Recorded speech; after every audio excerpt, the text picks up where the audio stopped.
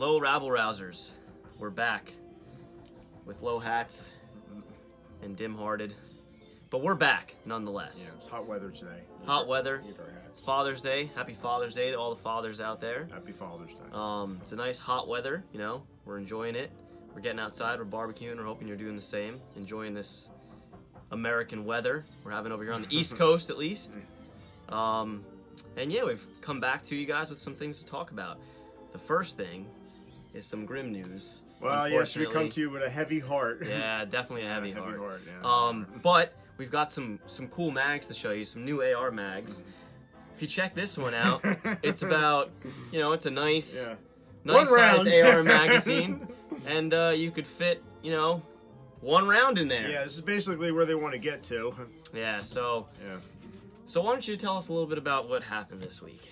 Well, was it Wednesday, June 13th? Yeah, they pushed through those bills that were in New Jersey about magazine restrictions now going from 15 now to 10.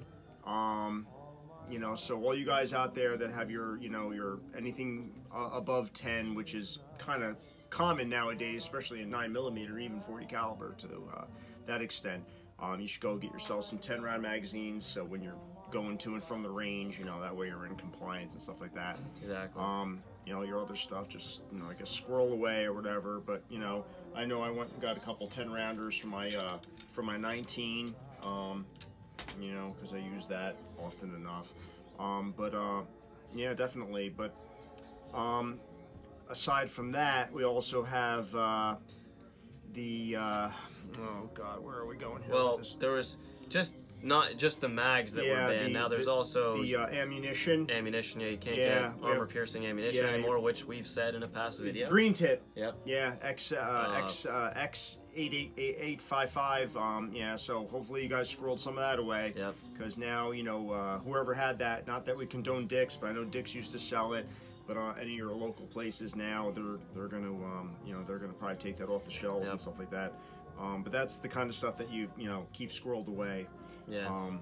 Yeah, they also kind of mentioned, you know, more stringent, not more stringent background checks, but just more stringent, you know, checking into people, so to speak. Yeah. Now, I mean, now, guys, there's the ability to, and this is scary. This is getting scary, and no one's safe from this.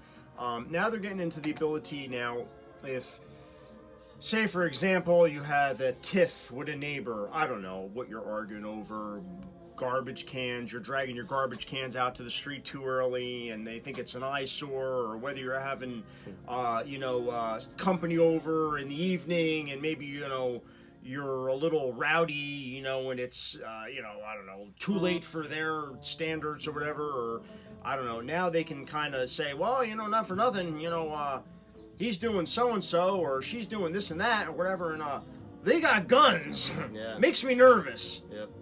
Well, guys, now they can, like, have the cops come over there and, you know, or, you know, and question and this and that and look into and blah, blah, blah. It just, I mean, completely just, you know, yeah, they could total infringement on privacy, a total infringement on what, you know, of what America is supposed to be like, and your freedoms are supposed to, you know, I mean, it's not supposed to be, you know, there's no due process there, there's no nothing already, you know, you're just like, someone's pointing the finger at you, and now they're going up your rear end, so to speak, about this, that, and the other thing. And yeah, they can essentially so look that's into in there. for no reason, really. I mean, they could, you know, just say, oh, maybe, you know, Joe Schmo down the road, he's, you know, he was making a lot of noise the other night, or, you know, he was lighting off fireworks for the 4th of July, and, you know, he's scaring me, so, you know, do you mind looking into him?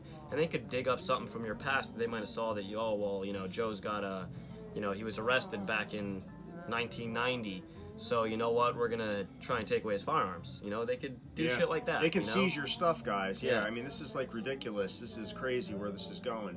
And no one's safe from this. No, now, everybody's like, you know, come out to, you know, Colorado, or come out to here, you know, or Oregon or something like that. You know, it's better. But there's all bills on their tables too.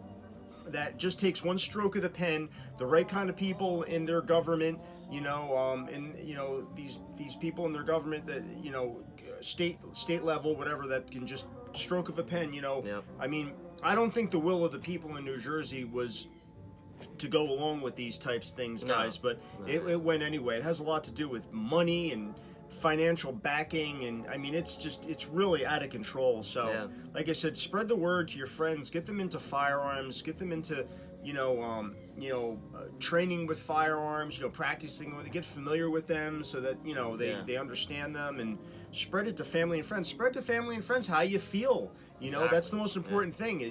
What this country is about, and our freedoms, and they need to be protected and stuff like that. Yeah, like he was kind of saying. I mean, of course, we don't agree with any of these things that have gone through in New Jersey and stuff like that, but leaving the state and leaving things and just saying, screw it, it's already went to shit, is not solving anything, guys. It's not getting us any closer to where we want to be, I mean, like he was saying, you can move out to, some of these states that have a lot, less gun control than New Jersey does, but that's not really going to solve the fact that there's still gun control here, and it's going to spread elsewhere, no matter what. Door, just because you move to wherever, Alabama, where there's, less stringent gun control, doesn't necessarily mean that it's not going to come there, So still try and, get the word out there, tell people how you feel, express yourselves, buy what you can now. And practice with it, and get people to also practice with firearms. Biggest thing is just talk about it. Don't hide your feelings. Believe me, they already are encroaching on the First Amendment. You have political correctness, so believe me, they're not leaving anything alone. Exactly. They're not leaving anything alone. So don't think that for a second. Yep.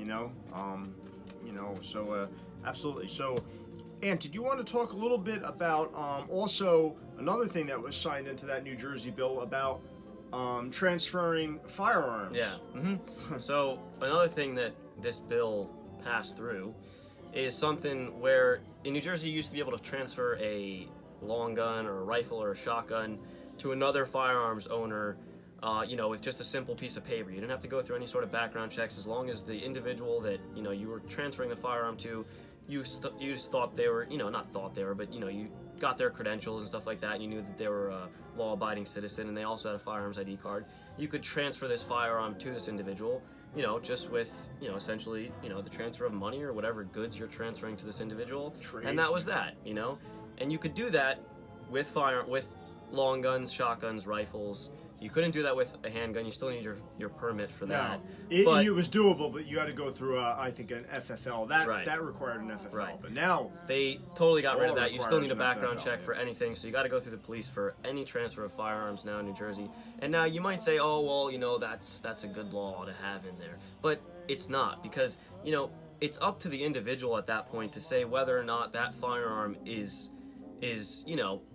will be held responsible for in that other person's hands. Now, that's not to say that, just because you own a firearm, you're just going to go out and sell it to, some criminal. But even then, the firearm is in somebody else's hands. Yeah. And what happens to the firearm at that point is not on you. Now, if they show you the correct credentials, the firearms ID card, the what have you and stuff like that, and you deem that individual to be a responsible, law-abiding citizen, then that's your decision.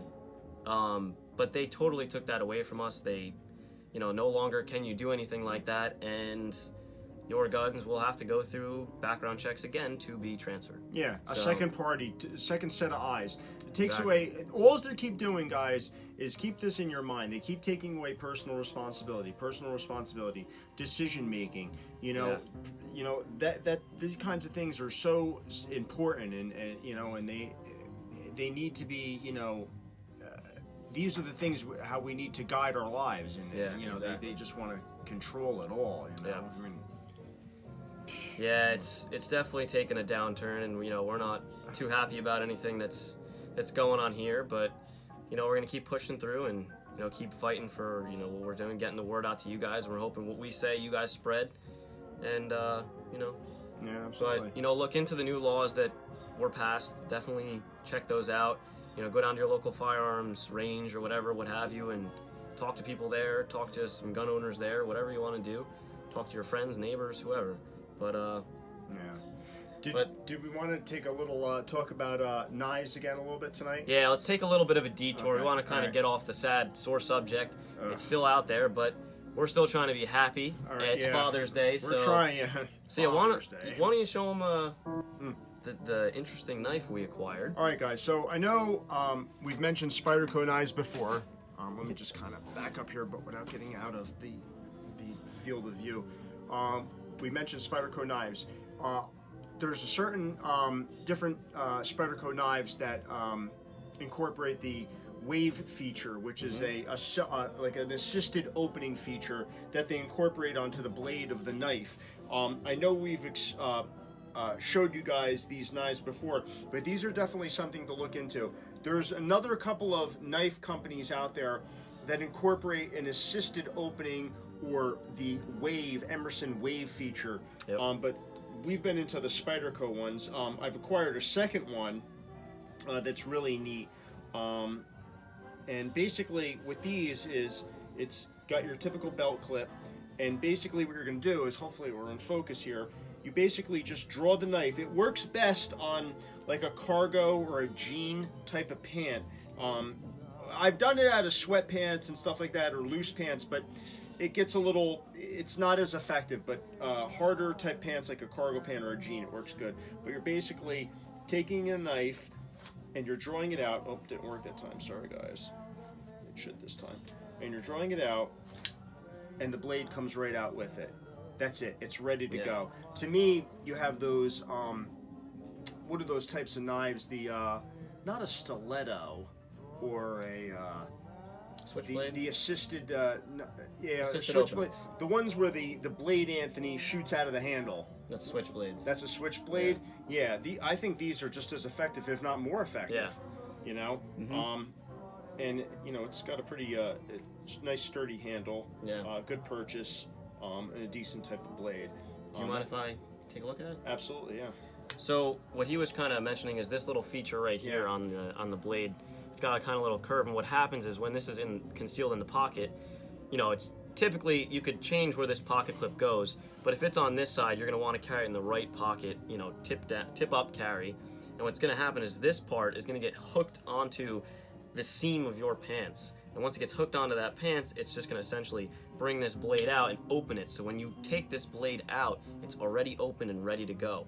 Now you can have this, of course, in a tip-up carry if you want to carry on the left-hand side, or you can have it in, you know, back pocket or what have you, and then draw it and, you know, have it in, you know, a reverse grip. But if you have it in that sort of position there, you could be ready at, you know, any sort of position that you want to be. Once you have it in your pocket, if you got your hand on it, you know, and if someone's trying to mess with you, what have you, you pull that thing out and it's right there ready to go, and you don't have to do anything. Yeah. It's almost like as quick as, of course, if you practice with it and stuff like that, it's almost as quick as drawing. It takes a little bit of practice, absolutely, sometimes even faster, you know, and then of course, once somebody sees a huge blade in their face, they're not gonna, you know, if they're still mean business, then they're not gonna shy away, but if they don't want to get hurt, which generally 9 times out of 10 they don't, then they're probably going to run away or something. Yeah, absolutely. I know most of us aren't into knife fighting, so my recommendation with something like this is, you know, I mean, God, you know, I mean, of course, you know, things you have to be in, life has to be in jeopardy because, you know, fighting with a knife, if that's what it comes down to, in New Jersey, they're going to go after you every bit as aggressively as if you had a gun. Yep. You know, maybe even more so, God only knows. But again, you're going to pull that out, it's out. And I recommend like a slashing type of move, you know, because none of us are really particularly knife fighters. And plus these blades don't really hold up too. They're not like a total like a K-bar or something, complete like what the handle is incorporated into the blade. You know, full tang type of knife. You know, but definitely they can be effective to a degree. Yeah. But yeah, we wanted to share that with you. But there's other ones out there too to look into. Yeah, and since we didn't have any video last week, we got a lot of things to bring to you this week. So one other thing that we wanted to mention to you guys is, especially for people getting into firearms and stuff like that, is that, believe it or not, you know, firearms it plays a big role in just lifestyle in general. And your lifestyle also plays a big role into how you handle firearms and how you train with firearms. And to go along with that is we kind of wanted to say that strength and exercise, believe it or not, plays a big role in how you handle firearms. So with that, what I mean is, of course, you don't have to be the strongest person in the world or the strongest guy in the world. We're not by any means the strongest people in the world, but actively not necessarily lifting weights, but exercising and strength training and stuff like that, and lifting weights here and there. Definitely plays a role in how you can handle a firearm. Now we have here is a couple little props. This is like a little grip strength kind of exercise. You can do this with your hands and just work on your grip strength. These are good to do, especially if you're when you're handling a firearm, you need to have a good grip on that firearm, especially if it's a larger caliber. Now, also too, to go along with that, if you're a smaller person or a skinnier person, or not necessarily saying women are all much smaller, but generally smaller than men, they also too sometimes have a hard time handling firearms. And so what this goes along with what we're just trying to say is that you need to kind of work on that strength in order to become comfortable around these firearms. Because a lot of people kind of shy away when they shoot a firearm, and they're like, wow, that thing almost jumped out of my hands. That I don't know if I really want to do that. I'm kind of scared of that. I feel like that thing's going to jump out of my hands and hurt me or hurt somebody else. So along with that is the fact that you need to handle the firearms properly. Now, of course, that goes along with somebody teaching you the proper way of handling a firearm, but along with that is that, you got to do your own due diligence when you're handling a firearm. You have to grip the firearm properly, and you also have to have the strength and the upper body strength to handle that firearm, whether it's a 22, 9mm, 45, 5.56, 50 BMG, whatever. Well, it's exactly too. Another thing to keep in mind is like I've seen it before too, and it's kind of disappointing in a way. I mean, it could be kind of comical, but as long as nothing dangerous happens. But guys will bring their girls and give them like a big caliber gun to shoot, and it just ends up really turning that potential firearms owner off, right? Really, so to speak. You want to kind of work their way up. You don't want it to be like a roller coaster ride and kind of scare them. You want it to kind of start them off with something small. That way they can familiarize themselves with how it operates, how to aim it, how to handle it, and stuff like that. And then they can step up to something like most women, with limited training can definitely probably step right up to a 9mm with no problem. But I've seen that before, and I'm not just trying to single out women or anything, but it's just don't do that. I mean, if you really want them to be interested in that type of thing and understand what that's all about. And even men, I've seen, try out this 44 or try out this 500, Smith & Wesson. I mean, these are, you gotta have a half an idea of what you're doing with these types of things in order to, fire them somewhat accurately to where you're going to get the shot, in a safe direction, and also how you need to, your body needs to be in order to shoot those types of things. I've seen really small framed people shoot these larger guns. You just have to know what you're doing. Exactly. But definitely, baby steps with that kind of stuff is really important. That way people will stick with this stuff and, be interested in it. Yeah, all we're saying, guys, is it's not, firearms is not, of course, nothing to joke around with. But, with that same token is firearms can be fun. You can have a lot of fun with firearms, especially going to the range with your girlfriend, with your boyfriend, whatever the hell you want to do, and you can, have a lot of fun with these firearms. And with that is you got to take, it in small bites. If somebody is not comfortable around a 45, then maybe you bring them down to a 9mm, you bring them down to a 22, whatever they're comfortable with, and let them get comfortable with that firearm before you move them up and push them on to the next level. So that's all we're kind of saying. And with that, we said, like strength exercises, hand exercises, upper body strength does play a big role, especially if you're shooting rifles, you're shooting shotguns, you're shooting, pistols. That plays a big role in firearms, capabilities. Yeah, absolutely. Absolutely. So yeah, we have some props here. Why don't you show them what we got here? So, we got a 10 round magazine for the Glock 19. Unfortunately. Yeah. We got this, so to show you what this mag really goes into, it's a little North American Arms 32 caliber. Nice little pocket gun. Look at that little jobber. Look at that sucker. Is cool, yeah. 32 ACP. Kind of pretty decent little round. I think it holds, 6 shots? Yeah, 6 shots, then one in the chamber, 7. Oh yeah. It's got That'll a do some shaved, damage. shaved hammer. Yeah, this is a good up and close, personal, nice trigger. Really nice trigger on there. It's a blowback design. You can see it's empty. Really nice little gun though. It's got a little finger ledge on there on the magazine. Got a nice little purchase on it. Yeah, nice little. Yeah, it feels pretty good in the hand. It's good. Good gun. Good little gun. Well, nice little pocket gun. Yeah. Drop that in the pocket. Yeah, disappear in the pocket. You don't even know that's there. You don't even know that's there. Yeah. You don't even know that shit is there, man. It's a done deal. Yep. Well, guys, we appreciate you stopping by. Yeah. You know, we wanted to kind of talk about a little things. You know, if of course, like we said, had some heavy hearts about what's going on recently. Yeah. Open your mouths, guys. Yeah. Don't be shy, man. Let people know how you feel, and you know, it's the only way. It's the only, you know. Other than that, we got to take to the streets. Yeah. I don't know anything else. I don't even know if that'll work. What they did down and rallied for this thing, but yeah, there was quite a few people showed up to Trenton. A lot of people oppose this, but believe me, they pushed it through.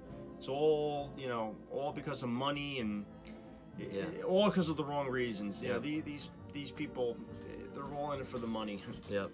Yeah, guys, open up your mouths. I know there's a couple things going around right now as far as petitions go, and you know, who knows how far that's going to get us. But you know, open up your mouths, see what you can do online, research some things, see if you can become a part of a group that's, you know, actively speaking out against this stuff.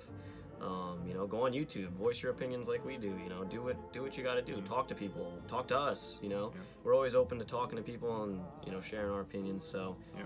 Don't stop buying guns. Don't stop buying ammo. Don't start doing talking anything. how you feel and getting people into it and helping them along. You know, it doesn't take a lot of time, and you have fun in it with it. You know, with them as well. You know, so. For sure. Absolutely. Well, so take our 10-round magazine now and and our new and improved AR magazine, one shot. You know what I think I'm gonna do though? I think I'm gonna buy like 100 of these 10-round magazines. Well, guys, happy Father's Day. Almost 4th of July coming up, and we'll catch you in the next one. Take care, guys.